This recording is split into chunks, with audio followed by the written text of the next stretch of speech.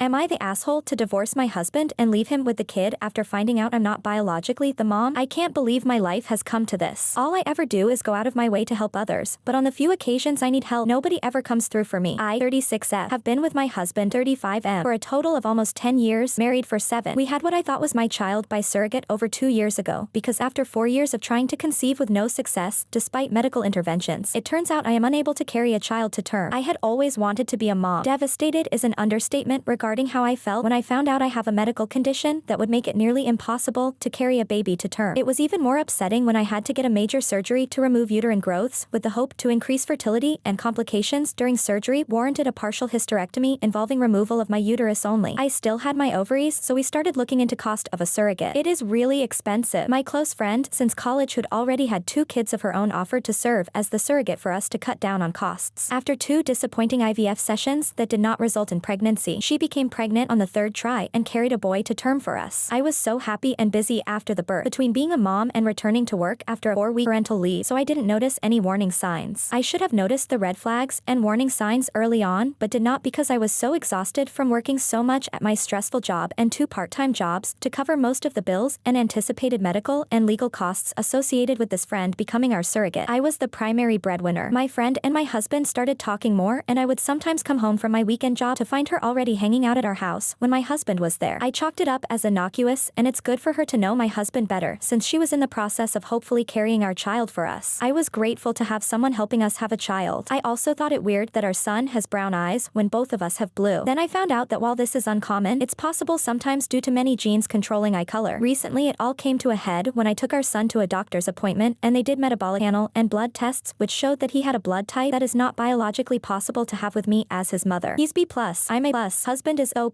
Immediately I started worrying it was the fertility clinic's fault and that they'd messed up and implanted a wrong embryo. I started lining up lawyer consultations to possibly sue the clinic and looked into having a DNA parentage test done. The test results showed that I'm not the mother, but my husband still is the father. I was heartbroken and angrier than ever. Talked to lawyers about medical malpractice in the fertility clinic we'd used. Then my husband confessed that he'd slept with my friend, our surrogate, on a few different occasions during our struggle to have her get pregnant with our embryos. This means what I thought was our son conceived by IVF and carried with a surrogate isn't my son at all and was in fact conceived the old-fashioned way, which I can't ever do. Livid and absolutely broken at the same time doesn't even begin to describe how I feel. I have been breaking down into crying spells over and over again about this. I went and got my laptop, unlocked it, told her to go through that. The whole time she's still shouting at me about some other woman bot. I don't have traditional social media accounts. I'm on Lobsters, Hacker News, and I have a Reddit account. I told her to check everything. There's no secret Facebook or Instagram or whatever. No messages from anyone. He claims he didn't ever think pregnancy could result because he pulled out, and he had always assumed that he was the reason for our earlier struggles to conceive, both before my hysterectomy and during the IVF insemination process with this friend. I felt an immediate triple betrayal from what was supposed to be my husband, my friend, and now knowing my child isn't even really mine. I had such white-hot rage and delirium. I immediately left home and stayed at a hotel for almost a week before asking my parents to let me stay at home for a while. I admit I left our son with him. I am now filing divorce because he cheated and betrayed me in the worst possible way. I have also cut off my friendship with a friend that is surrogate and feel afraid to trust anyone else now. I have seen a divorce lawyer to see about giving up my legal rights to this kid so I don't have to face such betrayal or owe child support. My husband and friend/surrogate admit they were wrong and keep apologizing, but also called me immature and heartless to just give up on my son like that. My parents also say I can't just give up on a kid that I went through so many legal and medical hoops to have. When I told them I refused to stay in a cheater marriage and I'd rather adopt someday with a better, more trustworthy partner, they also told me I was wrong and that maintaining my parental rights isn't much different than if I adopted outright. They said it isn't blood that makes a family. They are all about me divorcing my cheater husband, but keep telling me I'm making a mistake giving up my parental rights. Some of my other friends agree with what I'm doing. A few admitted they weren't big enough to swallow pride and care for an affair baby or to see daily reminders of my friend/surrogate's betrayal every time I get her son. I just want a clean break and a fresh start. I'm also looking at relocating several states away. AITA to give up my parental rights in the divorce because a kid I paid a lot of money to have born by surrogacy isn't biologically mine at all, but the surrogate TLDR. I recently found out that a son that my husband and I had born to a surrogate, since I'm infertile, is biologically my husband's kid but not mine. My husband confessed that he slept with my friend who served as surrogate during the long IVF process, so the kid is actually conceived of an affair between my husband and friend/surrogate. I am filing for divorce and looking to give up my parental rights so I can move away and get a clean break from the whole situation without having to owe child support for a kid that's not mine. Some friends agree with my plan, but my husband and parents think I'm in the wrong to just cut off a kid kid I raised for 2 years. Me 25M grew up with parents 48F and 52M who had an open marriage. It sort of messed me up, and my parents wants to know why I had not spoken to them in almost 4 years. New update. I found out when I was around 12 that my parents liked to play around, if call it, that I did not get until I was around 14 what that really meant. Anyways, I kept my mouth shut and focused on myself and moved out when I was 18. We have barely spoken since. I ended up becoming very insecure. I struggled when it came to dating and girls and was alone for most of my teens. Mom and dad was this perfect couple that was well liked by everyone.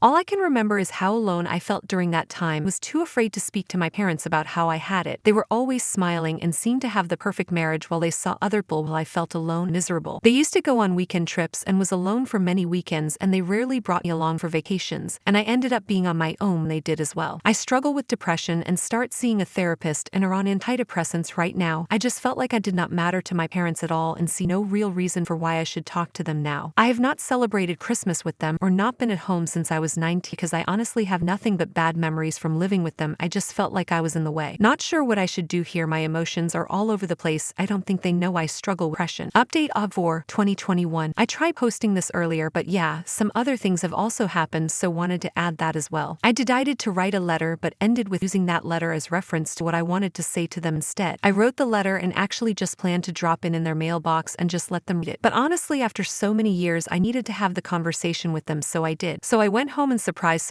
dad and mom had a friend over, the woman who I ran into a few days ago. Let's call her Claire. They were just sitting in the living room just talking. I asked Claire lightly to leave because I need to speak to my parents. She said sure, and she left. My parents understood I had something to discuss and they did not argue. Apparently they were talking about me. Claire actually came over because she was worried about me after I basically ignored her the other day when I ran her. I sat down with my parents, had the letter I had written, and they understood I had a lot to say. The whole thing was weird. I sounded like a prosecutor trying to convince a jury of all my parents' wrongdoings. It ended up being 40-minute indictment of my parents. I went through all of it, how alone I felt, me struggling with depression, me seeing a therapist on antidepressants, me feeling since I was 11 that was always in the way, that I never mattered to them, and that other people were always more important. How Claire, who was 25, the same age I am now, when she started hanging around, actually gave more of a damn. Did. How you dad yelled at me when I messed up the settings on the dishwasher while you were away. I was 11 and did not know how it worked, and that I offered to wash them by hand, which I did. I was bullied in school and was socially awkward, had no friends, was always alone both at school and at home. I was 11 and had to deal with being alone on the weekends. Even Christmas was weird and awkward. I remember seeing families light Christmas trees in our street, seeing parents and their kids. But you guys went to your Christmas get-togethers and only on Christmas Day were you home, and I honestly felt alone then as well. I have no such memories or felt any belonging whatsoever, and now you ask why I have barely spoken to you for 4 years. I don't know you and you never bothered to get to know me. Other people were always more important. When I found out and understood what you guys were into, I was even more mad. Why was that more important? How is it fair that you are happy and I am alone and miserable? It's not fair because you did this to me. I have spent my childhood alone, my teens alone, and now my 20s alone so far. I never had a girlfriend because I struggle to trust people and have no idea how to get close to people. You shared a picture of me on FB, one of the few of us together from when I was a kid. Saw Claire and your other GF comment on it, how cute I was and what a great family were. Notice anything on those pictures? I never smiled. Why did you even have me to begin with? Clearly, I was just a prop for you to show off, to let others know what great parents you were. Your FB profiles make me sick, to honest. Dad wanted to say something and mom just looked stunned and she had tears. I just got up and left, and that was that. I never yelled or called them any names. I was surprisingly calm. I honestly felt numb walking out, but also a lot lighter. I left my spare key to their place and just walked back to my place. Mom has been texting and tried calling me. I think they are both struggling on what to say. I just demanded they remove the pictures of me from their FB, which they did. They do not get to pretend to the world like they were great parents, and more, I refuse to be a prop. So that's the update. Still gonna continue with my therapists, or may need to find in one. New update. Update 2. Reddit Oct 11, 2021. Just wanted to give an update and thank you for all the comments. I decided to switch therapists and the new one is better than my old one. Still dealing with anxiety and feel very lonely sometimes, but trying to get the day. Had a long talk with mom, actually decided to stop by my place. She and I talked for almost 3 hours. I decided not to berate her and instead just being honest and explain how my life has been and how I am dealing with a bunch of things. It was as honest as it could get with me basically just sharing how I was doing. Mom did not realize how bad it was, and she just gave me a hug. I don't know why, but that helped. She was not sure what to say about everything, and I don't really blame her. She said, come home for a while, especially at Christmas. You don't have to sit in your apartment alone. Told her I would think about it. Mom looks like she finally realized that I had been in pain for quite some time, and her recognizing that is, I guess, what I really wanted, like she finally got it. So yeah, progress, I guess. Still not sure what the future holds, still feel very apathetic, and my anxiety can get the best of me sometimes, and have had days I feel very low, like nothing matters anymore. But I guess it's a step in the right direction. This is a repost sub. I am not the op. Do not contact the ops or comment on link posts. Remember, Rule 7.